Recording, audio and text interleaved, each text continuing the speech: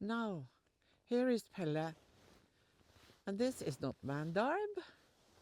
What is this? This is Orion, and if you follow here, this is Orion's belt, you see?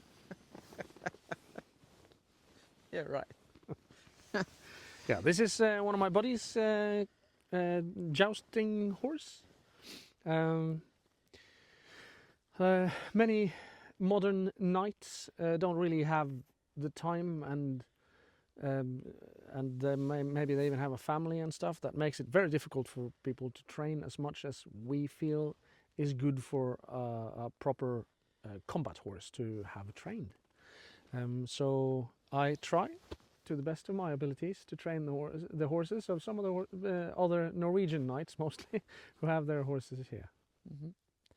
And there is, now it's winter, but the jousting season comes like Summer is coming. leaping upon you. Oh yeah, it always comes much sooner than you think. Yeah. And the days when we felt that if you had watched A Knight's Tale before your first tournament, you were well prepared. Those days are gone. We try to be slightly better prepared these days. And things take time. Mm-hmm. And Orion is he has he's quite new for Arne. Yes, like he's been here now, the third year maybe now, I think. Yeah. Maybe he's here.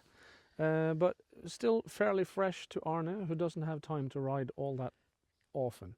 And he had some things like Orion had some Orion weaknesses. has had, I think it was 10 or 11 different owners in the first 10 years of his life. Which means there's I hate this insinuation that there's been anything wrong with the previous owner. That's not what I'm trying to say. What I'm trying to say is that if he's had 10 different owners in 10 years, he doesn't have a straight structure to trust and understand. So it takes more time than that to build the sort of the foundation. Foundation. The sort of foundation and the sort of trust that we want for this sort of work that he wants. He's quite brave, isn't he? He's very brave. He's not afraid at all. We can't find he's afraid of anything. Even Arne can't find anything he's afraid of. Well, of course, when Arne sits on top here, there is no reason to be afraid because Arne is never afraid. He says if he's afraid of heights a little bit, but this height seems to be fine for him. Yeah. So I don't. I don't think he's afraid of anything other than boredom, perhaps. And he's fixing our roofs. He is very good at that. So he might be afraid of heights, but he is brave too. So this guy is getting some extra training. Sometimes me, sometimes one of the other people working with our horses. Mostly me, I guess. Yeah. And some of this training is just to make him flexible. And some of it is to make him precise. And also, when he's flexible-ish and precise-ish, we also work more with him to make him have enough stamina, conditioning, and strength to withstand a joust, which is, well, it's not very hard work, but it's kind of hard for a few sprints. So that's what we're trying to do. Today, I'll just ride this guy the way I normally ride him. Yep. And we'll see what's going on. Watch. Yeah, you'll get to watch. And I have this evil plan, or like secret plan, not so secret anymore, that I want to take videos of all the jousting horses and how we are preparing them for the season. Yeah. Because we get feedback from the viewers. And they really like the basic stuff that they can use in their own training with their own horses. Yep. And this is relevant, I guess. Yep. So first, I just let him walk. There's a minute and a half or something walk to get to the arena. So that's all the warm-up we've had. Yeah. And we're going to keep just getting warmer. I think of warm-up as sort of a progression towards the hardest work we're going to do for the day. And sometimes I've been taught by several different types of training people, like CrossFit people, or even powerlifting people, those that are really good, they say that the kind of training I do, you couldn't even do the warm-up. And they're right. I've tried both powerlifting trainings and CrossFit training with some of the, well, not in powerlifting I haven't, but with CrossFit. I tried training with some of the best in the world at that time, and I was, well, I already knew I was going to be humbled, but the experience was something. Yeah, right. The ability to keep producing a ton of power in complex movements over time was staggering. And that's what we need to get the horses to as well. But first the horse needs to be warm enough, relaxed enough, and activated enough through the central nervous system that we can get both the mechanical alignment and have the control system work well enough. And that is like when I'm sitting here walking this horse is already responding to my seat, my balance, and if I may be so unhumble, my seat and balance is slightly more refined than the owner's seat and balance. Well, he's not a professional rider or teacher, so that that stands to prove, I think. And the horse will then get looser and more relaxed because he can find my body helping him with his balance. Yep. And I got when the grunting like that happens, it's also often a sign that there are some stiff things that are considering to let go. Yeah. There Good it boy. was. Good boy. Oh, we stop. You said I was good. We're gonna stop. So I'm not. There's a thing we could say about this. Like, he stopped. I didn't ask him to stop. Neither did I ask him to walk on. And this is a trick for all of you out there who wonder, when should I stop and when should I allow my horse to stop and when should I keep pushing? Here, the trick is really when you want. Yeah. That's the point. When you want to stop, or if the horse is in this moment, he wanted to stop. If I wanted to get him to go walk through it, I could. But I didn't ask him to. I allowed the stop. Yep. And that you can do that on the fly. Yeah. And if your body comes up with like, it just doesn't ask the horse to move forward, that's fine. Because the horse hasn't done anything wrong now. No. He has just suggested a stop and your body said, all right, that's fine. So he's not getting any worse in his what do you call it? His will to listen to me. Actually, it might get better because he gets suggestions in as well. Yeah, they usually get much more obedient when they realize that they have a say as well. Yeah. And you had this. We had an earlier video with this horse. He was the horse that was the horse that didn't respond to the whip. Yeah. When you were In the working him groundwork. in hand. Yeah. So it might be a good idea for people to go and watch that. I'm sorry, it's just it's only in Norwegian now. Yeah. But I'm planning to make a voiceover for that video as well. Yeah. Because it's quite interesting how you sort of made him walk, and then you asked him to walk in a way with like very nice and a little tricky ways to make him walk, and then after that you just touched him with the whip on his leg while he actually was moving his leg anyway. Yeah. So I use like the backwards association. Yeah. So I just walk along with your horse and then start touching him with the stick as that leg is about to lift. Yep. And then that will associate, and then you don't have to be strict with your stick. So you might be strict as well. That's all up to you. I'm not going to tell you how strict or not strict to be. That's very difficult to say anything general about. It is a very specific thing, and it is specific between you and the horse and the situation and all that. So, for instance, if your horse is wearing spiked shoes for winter, and he's about to step on you, I will allow you to do whatever the hell you want to get him to not step on you. Yeah.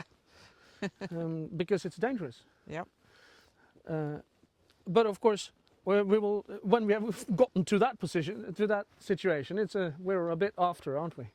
So to do it the other way around is like the backwards association is a tricky, smart thing. He's loosening up a bit, but you always talk about this circle that the horse needs to move through.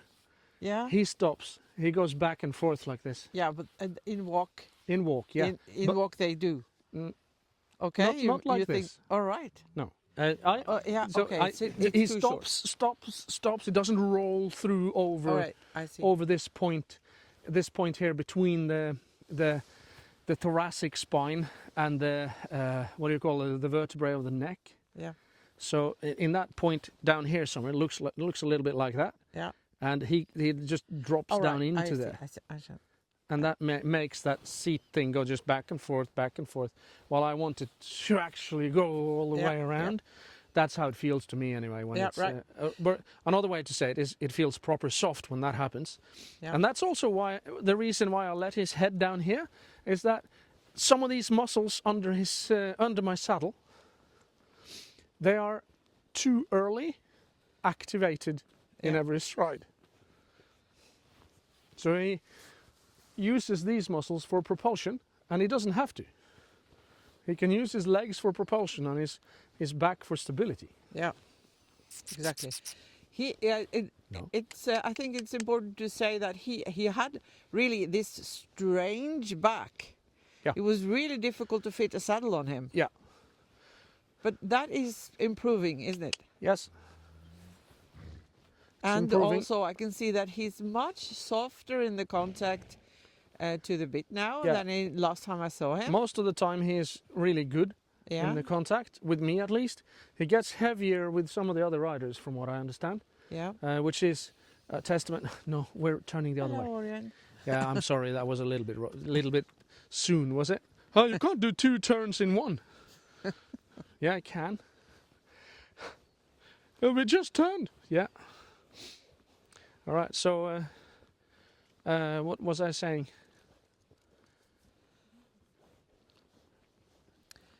Yeah. So, so the contact, it's softer because I'm more able to allow the horse to move through my hip joints, because they're still loose. Even if I ask him to go forward, I can still be loose in my hip joints. While that is a skill that you have to acquire after, by years of training. And that makes it so if I stiffen my hip joints like I've done now, you can see the rhythm goes to shit instantly. Yeah, that was very well shown. And now, and then I relax could again. see the old Orion there. Yeah, and then now I relaxed, and now he's back to the good stuff. Yeah. But as quite often, if I do that same thing, you could hear he had a snort there. Just after I had tightened up. Yeah. And when I released again, he had a snort. All right. That's because he did some sort of co-contraction. Not purposefully by my side, but it is quite natural that happened. Huh. So what I'm going to do now is I'm going to shorten him up. Yeah. Come. Oh, and he wants then to just lift his head and fall out through this shoulder thing. And this is how he was like not for long ago. Yeah.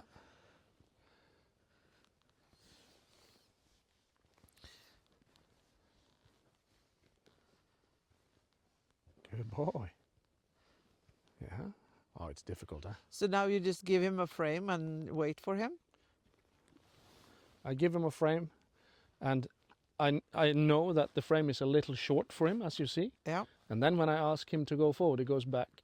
Yeah. Which is quite right. That's correct, sort of. Yeah. By him, because the frame is a little short. You can do the same thing when you get the horse to do the right thing, and he responds forward from your leg. Yeah. If you close your hand, he'll go back. Yeah. If everything is aligned. Now I'm closing my hand while keeping my leg on, And I'm doing it in order to activate him in many different spaces. I'm not pulling. It's not a hard pull, but my hand is moving slightly back. And then we'll move forward and I'll let him out again. Now he's way softer in the movement. Good.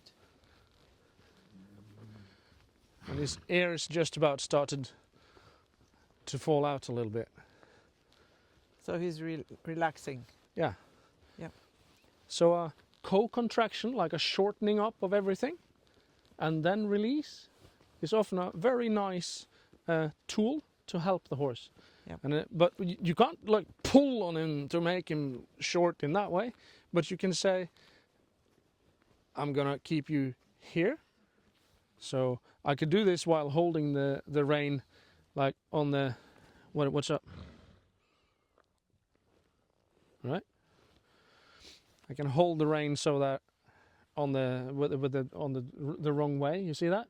Yep. Not flat, but between, so it's standing in between my fingers. Between your fingertips. Yeah. So there's no pressure as such. It's just that there's actual backwards movement, but it's very, very soft. You have to be quite relaxed and quite strong in your hamstrings to be able to keep your seat in the right position while asking for that. So this guy, so he has made me and one of the other riders cramp up in the hamstrings actually. And I'm not even asking anything. It's just the way he moves make my hamstrings go cooking instantly. It's really weird. He's got a very heavy way to move, hasn't he? Not quite. Well, yeah, what do you mean by heavy? He feels like a heavy horse, even though he isn't that heavy.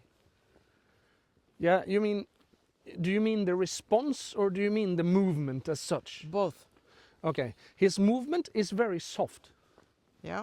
So sitting on him now, every time a leg hits the ground, it feels really cushioned.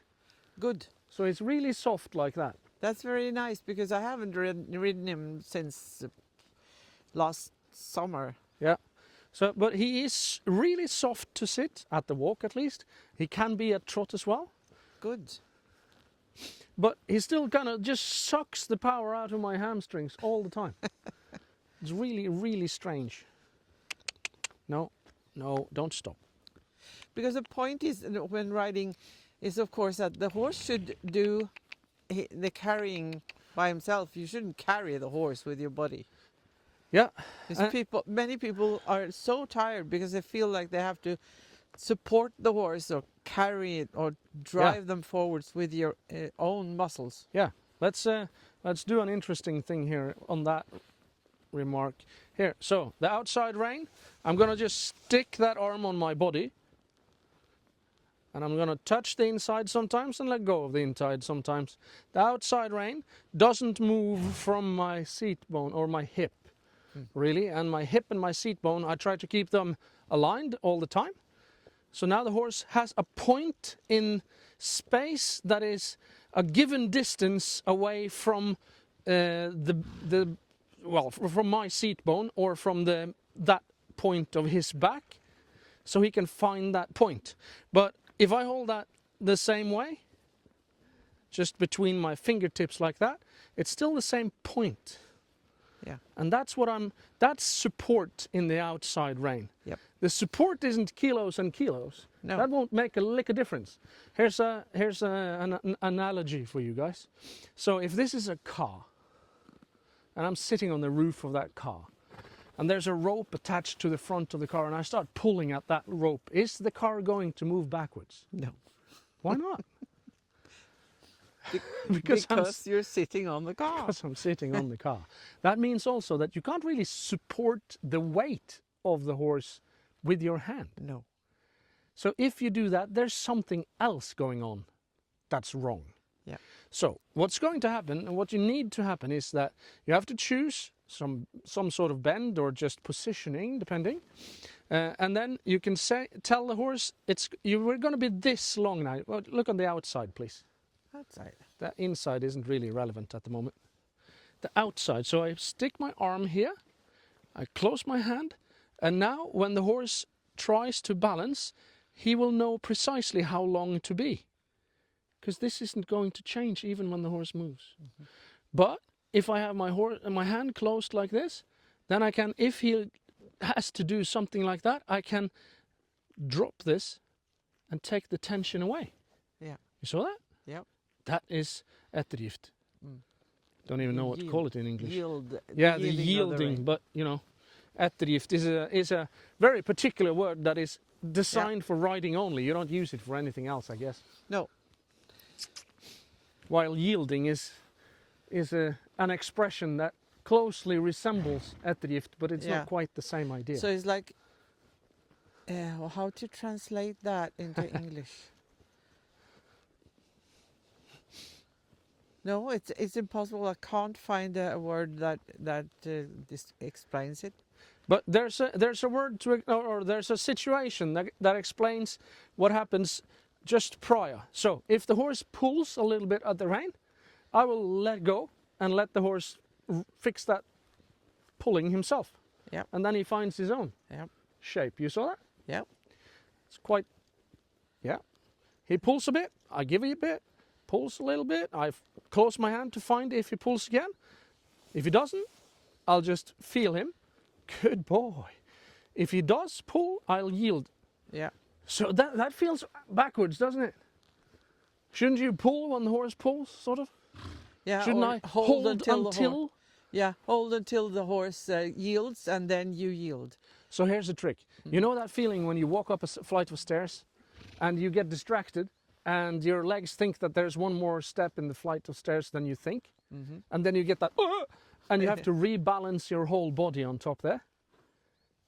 That's what happens if you yield the hand. The horse rebalances. Yeah. But you can do it like not as brutal as a whole staircase, no stair step, but just slightly, so that the horse will always try to find its own balance instead of you holding the balance all the time. Yeah. So, but that can only happen if the distance is given, and this is so difficult to wrap your head around. Because it feels like, oh, but I have to be very soft and give all the time. You can't give all the time, because the horse will then not know how long the strides are in the step, your flight of steps you're going up. Because if those differ by varying amounts of centimeters, it's very difficult to get a good rhythm when running up the stairs. And this is very important, that you find that stick still thing. Yeah. So when I work with that with this guy, then his trust of my hand becomes better and better. And it's easier and easier to ride him. So he's still like, I want him to go faster. And that's one of the reasons my hamstrings burn. Because I want to move through my hips more and keep because he wants my legs to be out here somewhere. Yeah. It wants, he's not trying to, but that's what his movement That is does the to me. contact to the leg. Yeah, he's not Yeah. to that contact. No. And if So he you is to force that him- contact, it's You too force him a heavy. little. Sorry? You force him a little to be in contact with the leg. Yeah, you have to if you want to. Yeah. But I'm trying now to just allow him through, and he chooses a very bad rhythm if you allow him to do that. But when I get him to somewhere, this, for instance, is quite all right. And I try to get him to move through, no, without pushing him. Because this won't do. No. That makes everything different, right? So I move with him, but I also try to move like a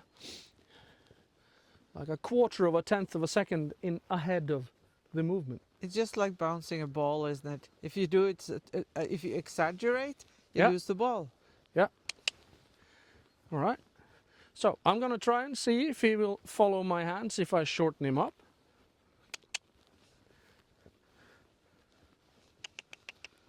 No. No, you're not listening. This one is dead. I can feel it. Your leg is dead. Yeah. Good boy. No. Good boy. There we go. He's quite particular on positioning of my leg too. So now I had to move it a little bit back and squeeze with my hamstring again.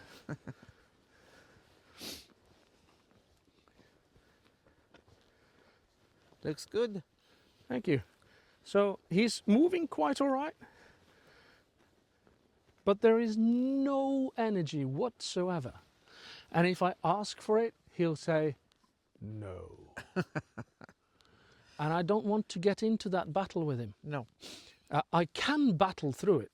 That's like, it's not a problem for me to be strict or harsh even with horses.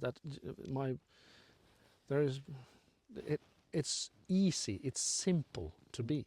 Yeah. But it doesn't solve the real problem as well as just allowing him to move with no energy but no tension at the same time. Yes. And that slow, regular, relaxed movement will yield results if I'm just patient. I 100% agree.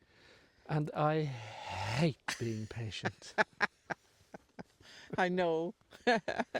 But that's what he needs all the time. Yeah. So I think that we will stop the video now because we have seen a lot of interesting stuff actually. Good. And we will follow Orion and the other ones. We're gonna have a tournament in the beginning of May. So we're preparing the horses for that. It's gonna be interesting to watch. Yep. Cool. So we'll say See you later, guys.